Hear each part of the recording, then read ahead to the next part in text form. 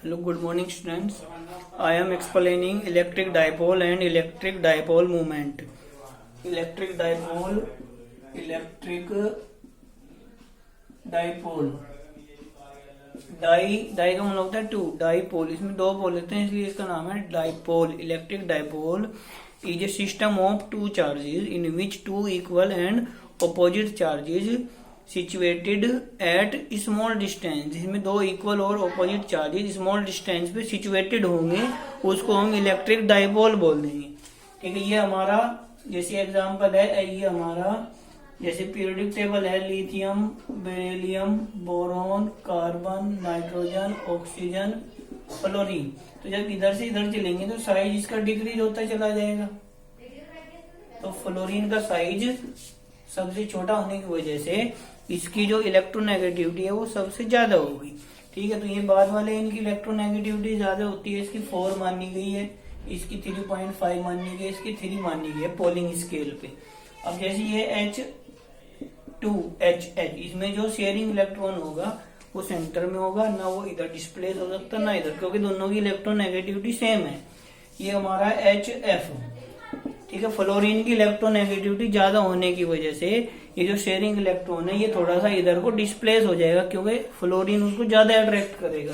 तो जब ये इधर डिस्प्लेस हो जाएगा तो इसके अराउंड जो इलेक्ट्रॉन का क्लाउड होगा वो थोड़ा सा ज्यादा डेंस होगा, इसमें कम होगा. तो उस पर हल्का सा नेगेटिव चार्ज आ जाएगा, उस पर हल्का सा पॉजिटिव चार्ज आ जाएगा. तो उसी को हम बोलते हैं इलेक्ट्रिक डाइपोल. ये इसका एग्जांपल होगा HF. एक ऐसे ही वाटर H2O वाटर मॉलिक्यूल है, इसमें दो चार्ज सिस्टम होंगे, ये वाला होगा और एक ये वाला होगा. तो ये हमारा इलेक्ट्रिक डाइपोल हो जाएगा, जिसमें दो इक्वल और ऑपोजिट चार्ज स्मॉल डिस्टेंस पे सेपरेटेड होते हैं. जैसे ये प्लस Q और ये हमारा हो जाएगा माइनस Q. इनके बीच का जो डिस्टेंस है हम 2L सपोज करते हैं, 2L. ठीक है, इसको हम L भी सपोज कर सकते हैं, 2L भी सपोज कर सकते हैं, A भी सपोज कर सकते हैं, 2AB या D भी, कुछ भी सपोज कर लो.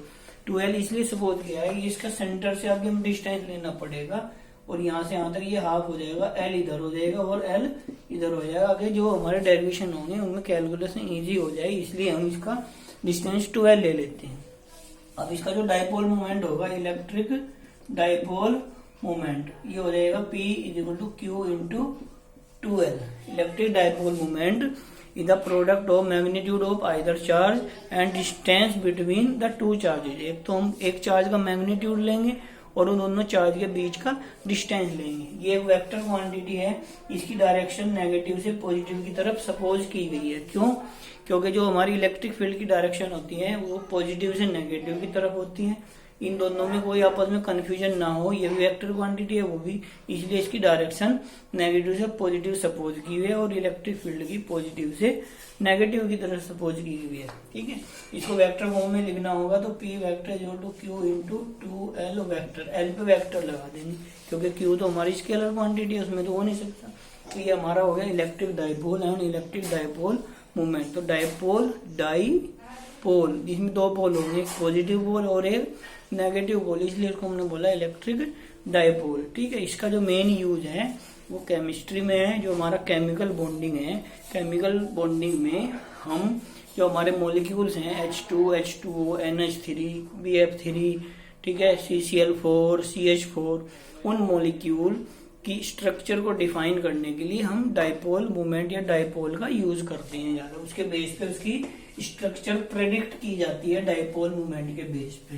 ठीक है, और उसकी नेचर उसकी होगी कि इसकी नेचर पोलर है, ये नॉन पोलर है, वो नेचर इसके बेस पे.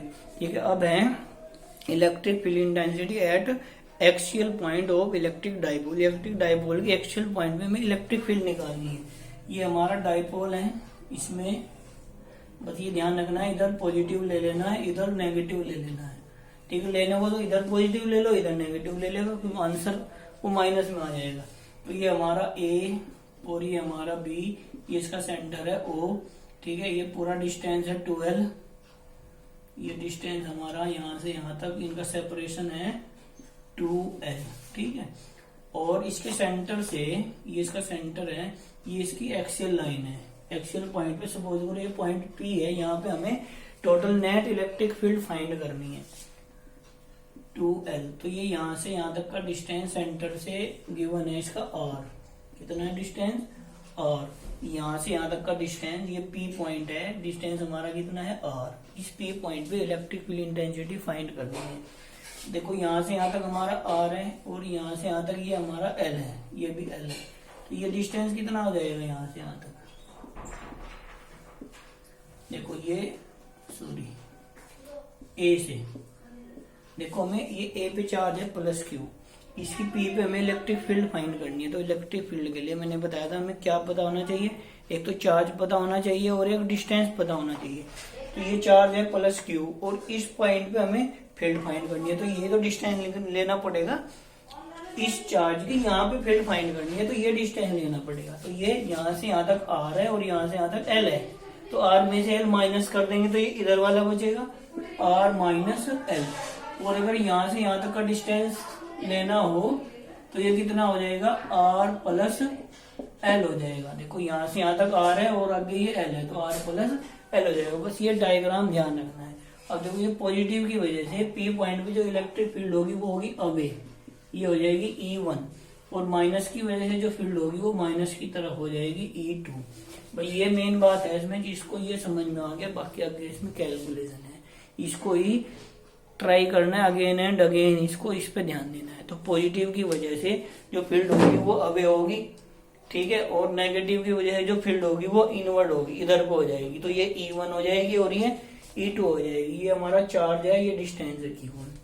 तो electric field at P due two plus Q charge, plus Q charge की वजह से E1 इक्वल टू 1 अपॉन, या K लिख दो, बाद में लिख देना 1/4 K charge upon distance. Distance हमारा ये है AP का स्क्वायर, यानी कि KQ, AP हमारा डिस्टेंस है R माइनस L का स्क्वायर, ठीक है। डायरेक्शन किधर को हो जाएगी इसकी, AP डायरेक्शन हो जाएगी, ठीक है। अब electric field at P due to minus Q charge, minus Q की वजह से E2 is equal to KQ upon minus कौन सा है, ये B पे है, तो B पे जो चार्ज है उसकी वजह से P पे फील्ड निकालनी है, तो डिस्टेंस BP लेंगे, BP का स्क्वायर।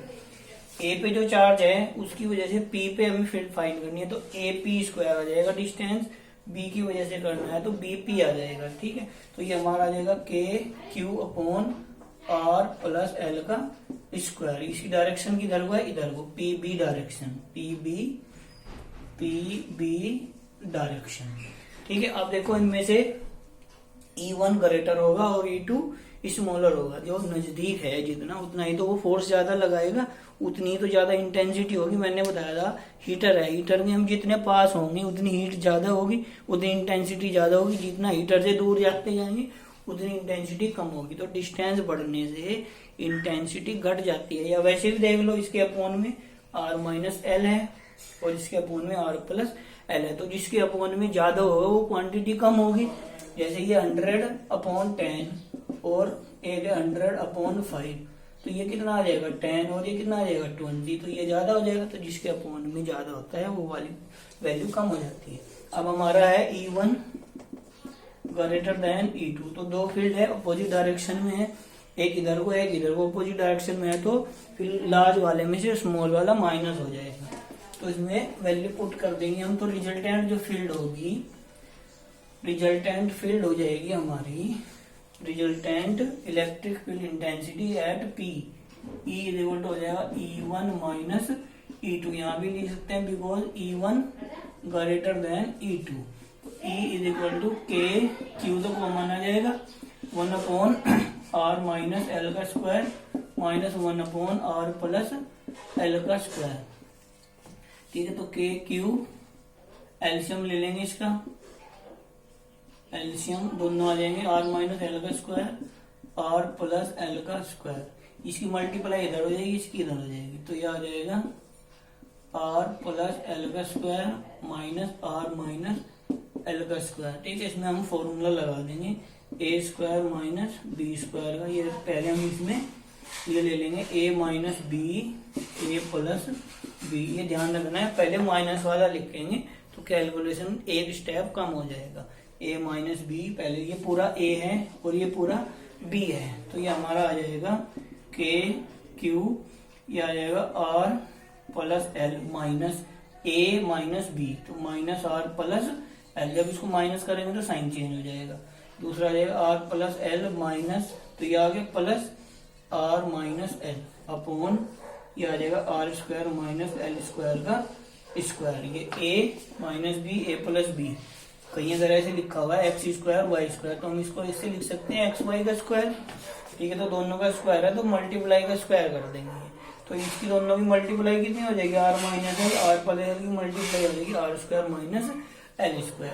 अब देखो यहाँ ये एल कैंसिल हो जाएगा और यहाँ पे आर कैंसिल हो जाएगा, तो ये बचेगा, ये हमारा बचेगा के Q into L plus L, कितना हो जाएगा 2l। ये फायदा हुआ है माइनस पहले लिखने से, डायरेक्ट ये आ जाएगा K Q into 2l into 2r upon R square minus L square का स्क्वायर, और क्यू इंटू 2l किसकी इक्वल हो जाएगा, पी के, तो क्यू इंटू 2l हो जाएगा पी के, डाइपोल मोमेंट के। तो ई हमारा आ जाएगा resultant K P into 2r upon R square minus L square का स्क्वायर, ये हमारा एग्जैक्ट फॉर्मूला है। अब हम इसमें लिख सकते हैं इफ डाइपोल इज स्मॉल, अगर डाइपोल स्मॉल हो, ठीक है, और आर की वैल्यू एल से या एल की वैल्यू आर से छोटी हो, और L square much less than R square हो जाएगा। ठीक है, तो ये फिर हम इसको लिख सकते हैं, ये हमारा R square minus L square approximately R square के इक्वल हो जाएगा। सपोज करो, देखो आर की वैल्यू है 50 और आर की वैल्यू है एल की वैल्यू है 0.5। अगर हम इसका स्क्वायर करेंगे, आर स्क्वायर कितना हो जाएगा 2500 और एल स्क्वायर कितना हो जाएगा 0.25, तो ये माइनस करेंगे तो ज्यादा फर्क नहीं पड़ेगा। ठीक है, ये बहुत ज्यादा है क्वांटिटी, और स्क्वायर करने से उनका डिफरेंस और भी नेग्लिजिबल हो जाएगा। ठीक है, इनका तो डिफरेंस होगा 49.5, वो तो एक कंसिडरेबल वैल्यू है, लेकिन स्क्वायर करने से जो डिफरेंस है वो नेग्लिजिबल हो जाएगा, उसको फिर हम वही वैल्यू ले सकते हैं आर स्क्वायर की। ठीक है, एक समुद्र भरा हुआ है, उसमें से एक लुटिया पानी की निकाली तो कोई ज्यादा फर्क नहीं पड़ेगा उसमें, तो ये वैल्यूज में यहाँ पुट कर देंगे, तो ई इज इक्वल टू हो जाएगा K P into 2r upon R square, ये एल स्क्वायर को छोड़ देंगे, तो आर स्क्वायर का स्क्वायर कितना हो जाएगा आर की पावर 4, आर से आर कैंसिल हो जाएगा, तो ई की वैल्यू हो जाएगी K P up to P upon R की पावर 3, ये हमारा इसकी वैल्यू हो जाएगी। समझे ना, तो सिर्फ इसमें कैलकुलेशन है और कुछ नहीं है।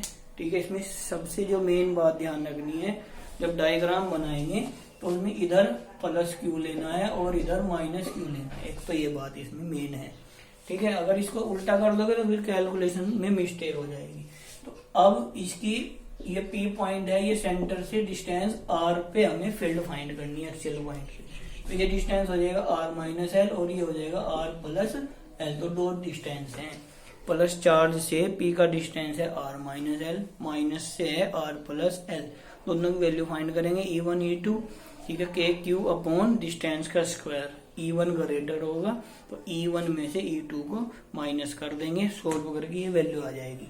बस ये ध्यान रखना है, फॉर्मूला जब लगाएंगे ए square minus B square, A minus B, A plus B लगाएंगे, उससे एक स्टेप दो स्टेप कम हो जाएंगे। अगर नहीं तो फिर ये इधर उधर ये इधर आ जाएगा, ये इधर आ जाएगा, तो इसको वो करना पड़ेगा, तो माइनस वाला लगाए तो 12 डायरेक्ट क्यू के पास आ जाएगा, उसको हम डायरेक्ट पी लिख सकते हैं। ठीक है, तो इसको ये सोल्व करके ये फॉर्मूला आ जाएगा हमारा मेन एक्चुअल फॉर्मूला।